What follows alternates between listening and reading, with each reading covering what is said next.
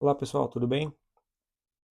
Bom, me chamo Alisson Amaral. Eu queria aqui nesse vídeo contar para vocês um pouco como foi, né, a minha saga com a trombose, né? A gente ouve falar de trombose só em pessoas idosas, mas não. Eu tive trombose na perna direita aos 39 anos de idade.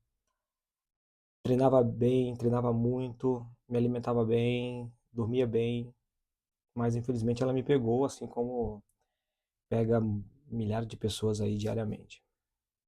A diferença é que eu tinha 39 anos, né? Então isso é muito mais raro. Eu conversando com algumas pessoas, eu percebi que teve gente que teve trombose aos 20, aos 18, então isso não necessariamente tem relação com a idade.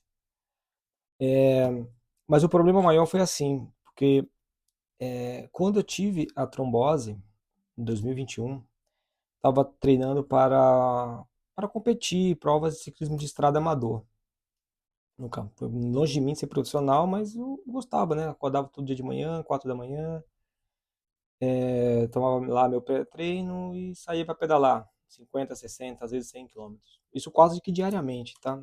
Chegando a ter volumes de treino de 500 ou, dependendo da semana, dependendo do ritmo, 600 quilômetros por semana. E aí um belo dia eu tava indo para casa, para a escola da minha filha, pegar minhas filhas na escola, por volta lá do meio-dia, meio-dia e 10. Eu já estava sentindo uma dor muito forte na perna direita, mas muito forte. Mas essa dor ela já tinha me acompanhado antes, só que eu não dei muita, porque depois ela passava, então eu não dei muita atenção para ela, então ela passava. E aí, quando eu estava indo para a escola, eu comecei a não conseguir mais andar. Então a dor se acentuou, a dor estava muito forte. Eu comecei a praticamente me rastejar. Então eu tive calafrios, eu tive sudorese, eu queria desmaiar por diversos momentos, eu queria desmaiar. Mas eu precisava pegar minhas filhas, né? Porque naquele momento lá, a mãe das minhas filhas estava ajudando a mãe num processo doloroso de câncer. Acabou que, né, sabe como é câncer, acaba atrapalhando toda a família. Então, eu só tinha eu para pegar minha filha na escola. E se eu não pegasse minha filha na escola, ela ia ficar lá, porque eu não tenho família aqui em São Paulo. Então, durante essa caminhada até a escola da minha filha, por diversas vezes, eu sentei no chão de dor. Mas consegui pegar uma, peguei a mais velha, pedi para a mais velha pegar a mais nova, porque eu não consegui subir uma rampinha lá, porque estava muito ruim. E eu lembro que na época tinha uma padaria, tem uma padaria do lado do colégio. Quando a mais velha pegou a mais nova, eu falei, vamos almoçar. Hoje não vamos sair em casa, vamos almoçar nessa padaria. E eu achava que era falta de açúcar no sangue, falta de, sabe, totalmente ignorante, né? A gente é ignorante, é um paciente comum, que não tem acesso à informação, que tem acesso à informação, mas não sabe o que é, não sou médico, né? E aí fomos para essa padaria, sentei um pouco, aí sentei, já dei uma acalmada, pedi um suco de melancia, né, com muito açúcar, pedi um suco de melancia. Aí foi melhorando, a dor tava lá, mas, né, passou. Tá bom, passou. Aí almoçamos, aí na hora de levantar, a dor tava lá e tal, tava lá, mas ok, consegui caminhar até em casa. Tá bom. Aquele foi o primeiro dia é, de uma saga de 4 anos aí, tá? De luta.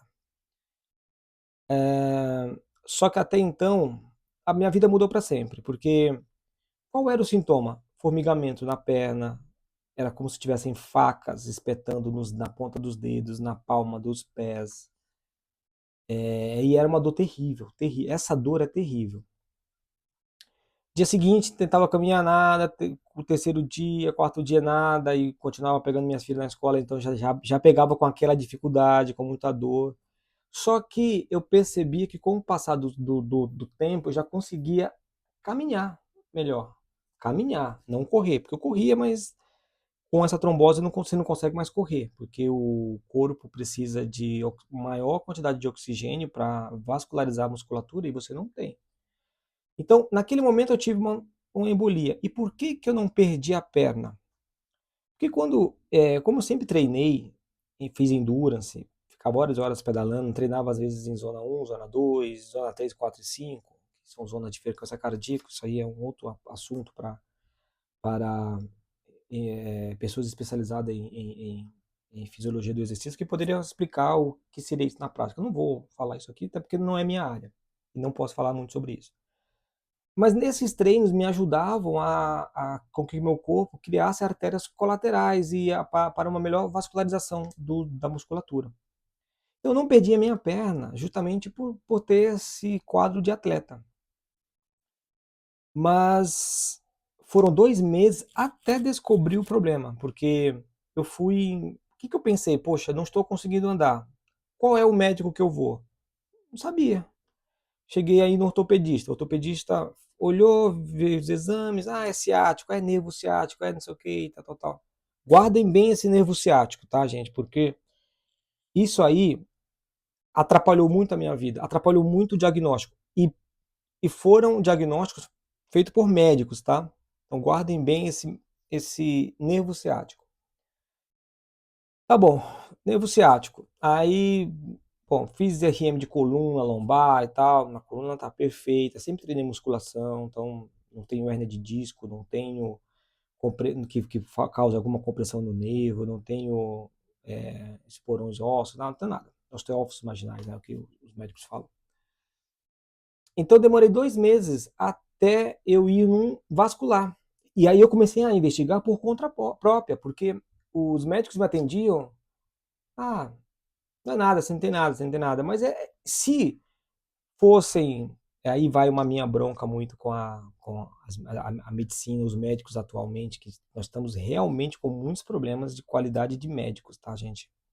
Então é uma observação que eu faço, assim, eu acho que os médicos estão fazendo com as suas carreiras os mesmos que os jornalistas fizeram. E é triste, porque é uma profissão linda. Eu sou apaixonado pela área médica, assim, eu acho uma profissão muito linda. Então, todos os médicos que me atendiam, se um deles fosse tocar o meu pé, perceber que não tinha fluxo suficiente, não tinha pressão suficiente ali, ou sei lá qual é o nome que um vascular dá a isso, ele iria perceber e ia falar assim, cara, procura um vascular. Então, como que eu cheguei até o vascular? Porque eu fui no neurologista, um rapaz jovem e tal, e expliquei toda a situação para ele, porque eu já estava cansado. E esse rapaz, eu não lembro o nome, eu até deveria lembrar para colocar aqui, como uma pessoa que foi um dos primeiros médicos que me ajudaram. Não era a especialidade dele, mas ele pediu um exame, ele falou, cara, vamos pedir uma Doppler de abdômen, sei lá, eu não lembro o que era, raio-x, era algum Doppler aí, era um Doppler de abdômen e tal. É que eu não sou médico, não vou explicar direito, e não vou lembrar também qual foi esse exame. Só que na hora do Doppler, a médica colocou o Doppler lá no meu estômago, né? Bem na hora que bifurca a aorta para a ilíaca ali, colocou a sonda ali, ela já viu que pro lado direito não estava legal. Aí ela falou, olha, eu acho que você tem que procurar um vascular. Então foi com a ajuda desse neurologista que me pediu um exame aparentemente correto. No exame, a profissional, a médica que fez lá o Doppler falou, você precisa procurar o vascular. Ou seja, ali eu encontrei a especialidade correta.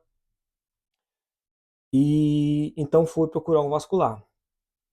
A primeira coisa que o vascular fez foi tirar o pulso do meu pé e falou, temos algo aqui.